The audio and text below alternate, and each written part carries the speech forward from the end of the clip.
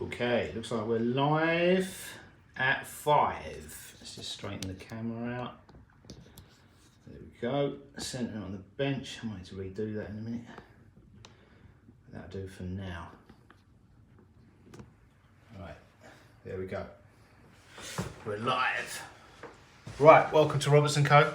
Welcome to London. We're gonna have a little live jewellery making session, but I've got a few little projects on the go here. We're going to make an 18 karat gold wedding band in a moment. My plan was actually to continue. We made some yesterday to make 2mm 18 karat gold court rings. My plan for tonight was to make a few more, 3 more, but we'll probably just make one because I've got some ongoing projects which will probably eat into this live stream, which I'll share with you first. I think it was Sunday. I lose track. I've been doing these every day. So I think on Sunday I was saying we tidied up the bench. It's nearly clear. The centre section needs cleaning, but I've ordered a wooden block, which I think I said I was going to do Sunday evening. I did it Monday morning, but it's arrived today. So I've got a wooden block, which I'm hoping, I'm not sure if this will work. We'll unbox it and see. It's just arrived. So I want a wooden block here so that I can interchange the soldering blocks on top of this. Even if this works, I need a metal spacer underneath it because it's a bit wobbly, the current setup, but so that when we're live streaming I can use this block as like a platform, put the soldering block on and then put things like the ring shank former on there and the swage block, so everything's centered, because at the minute I'm having to move the camera. I mean, eventually I'll get a better camera set up, but for now hopefully this will bodge it. But what I've also got on here, before we do that, we're going to unbox that in a minute and see if that works, but I've also in previous few days been working on a 9 karat gold ingot. Let me turn on the YouTube copyright free music. Liven things up a bit. That one. Copyright free music. Yeah, we've been working on a gold ingot over the last few days. Well, no, last few weeks.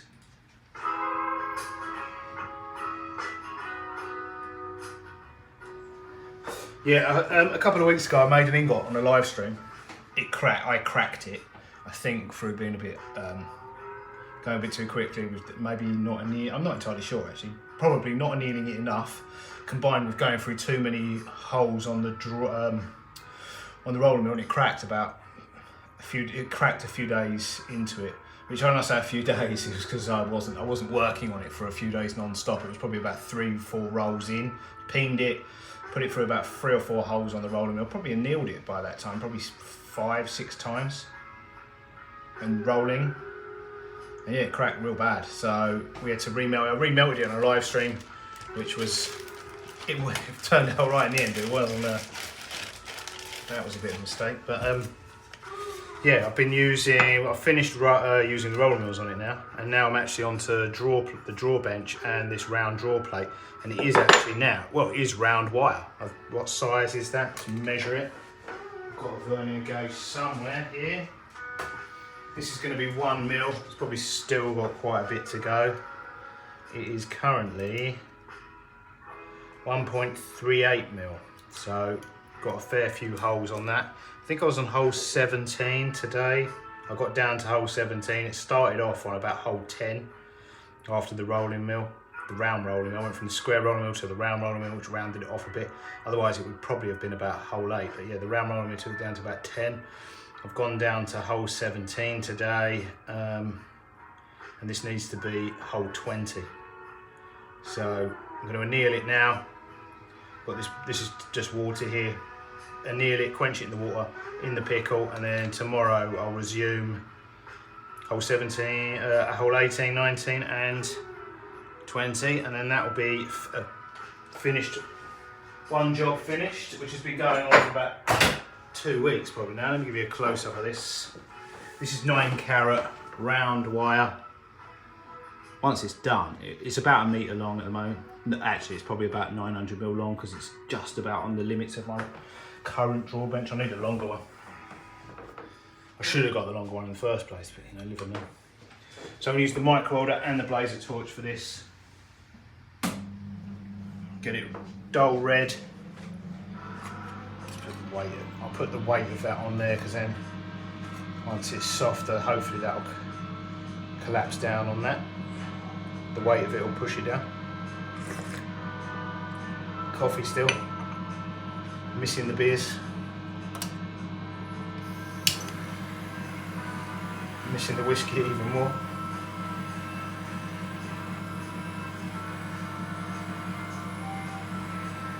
Yeah, once I've annealed this, we can move the water to one side and open the wooden block and see if that little project's going to pan out. It may not work at all. Or I may need a different size wooden block.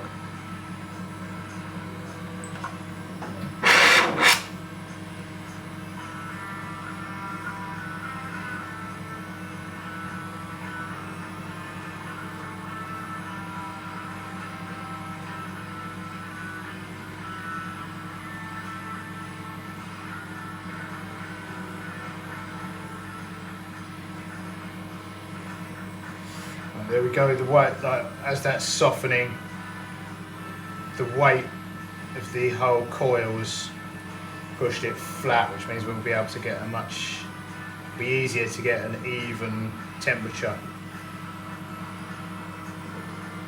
throughout the entire coil. I'll get it up to a dull red, hold it for around a minute or so.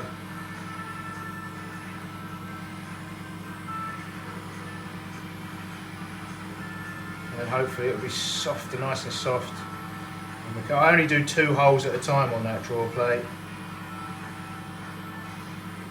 You probably could push 3, but this is already 2 weeks work, so I don't want to risk it. 2, you don't get any problems with 2 holes. You can start to cause splintering and cracking.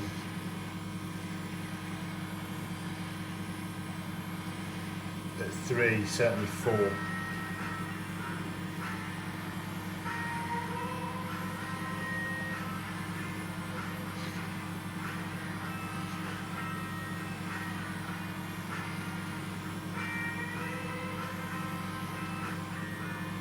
I think what tends to happen, it was like with the rolling on this, where originally you kind of get a bit cocky, you think, yeah, I can do more, and sometimes it works. But it's very frustrating when it doesn't, and you start breaking things and having to remelt, which is what I had to do with this. Luckily, I did it quite early on in the process, not at this stage, when we're just like 3 holes away.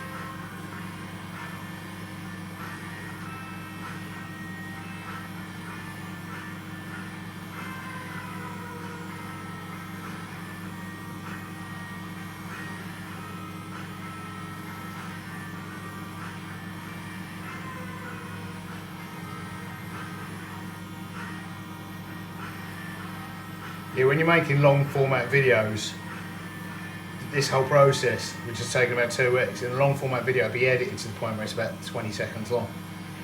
You know, it's time lapsed and bits skipped. It happened in the blink of an eye. But the reality of these processes is they're quite, yeah, I wouldn't say labour intensive, but laborious. They take a long time. They're manual tasks that have to be done, and like this, repetitive and time consuming. If you get them wrong, which you can, and I have, it's even more frustrating because you're back to the start line.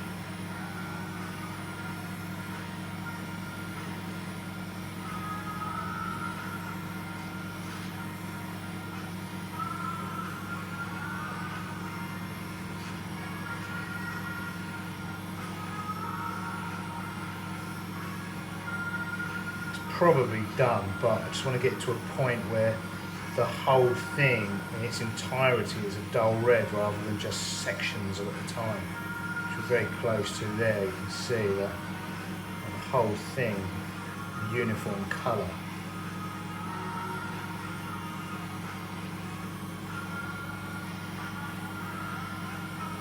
And we'll quench it.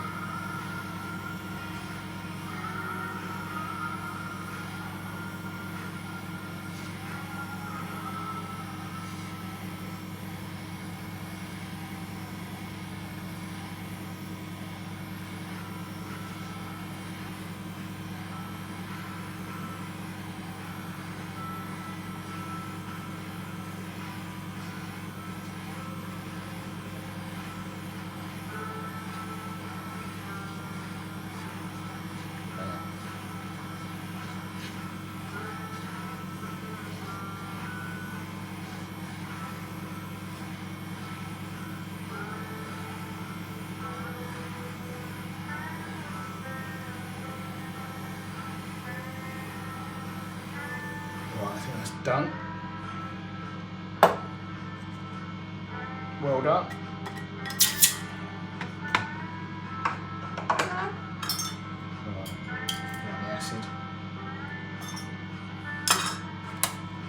Right, let's unpack this bench block. Let's move the water.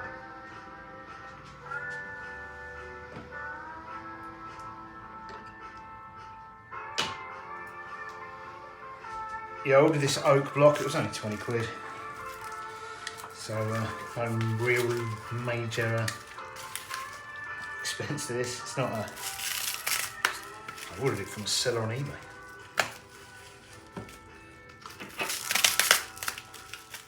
Did all sorts of cutting blocks and shelving, either in oak or they had oak or mahogany. I went for oak because it cost less. It's a shame they didn't have beechwood to match the bench.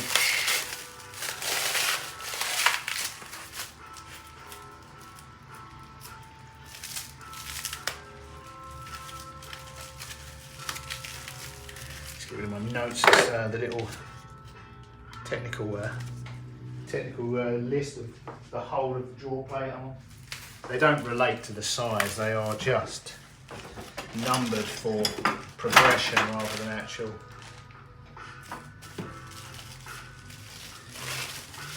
Sizing.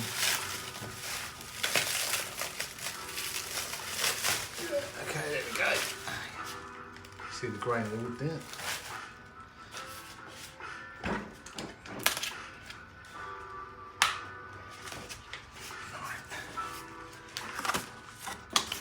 Check it out. Number 19. Smells like I've actually got quite a lot of oak for my barbecue downstairs, but it's all rough cut logs.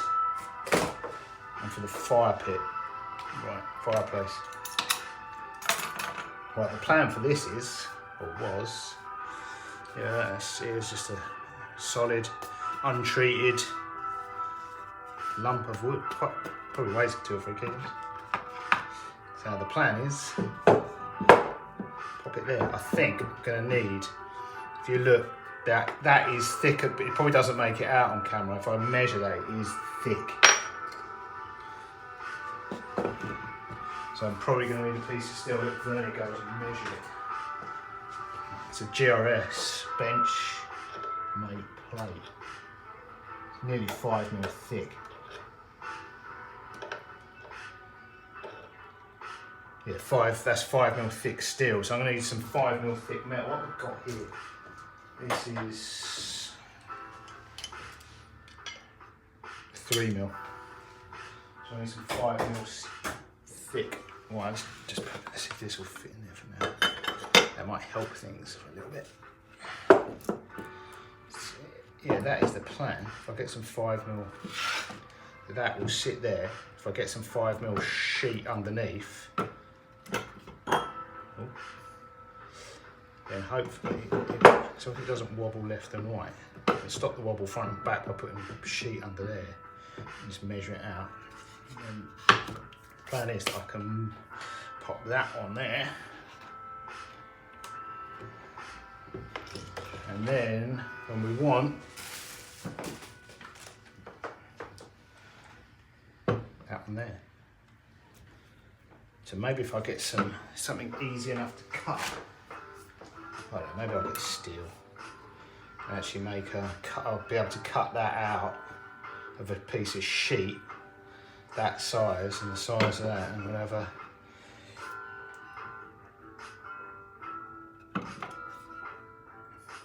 yeah, I think it's going to work. I could even just get a strip. I suppose it'd be handy if I cut it in. Then yeah, I think that's going to, if I get a piece of 5mm, maybe brass will be easier to cut than steel. I'll find something, price dependent I suppose, and then yeah, I think that is going to work, isn't it? That can sit there. We'll try soldering up that high. I haven't tried soldering up that high yet, so I'm used to having it down low. That's quite a thick lump. That's warm. Right, let's make a ring using our new block. How thick's this? Still hot. Right, 18-carat gold wedding band I need to make. I pre-cut a piece of wire, and this was in a video.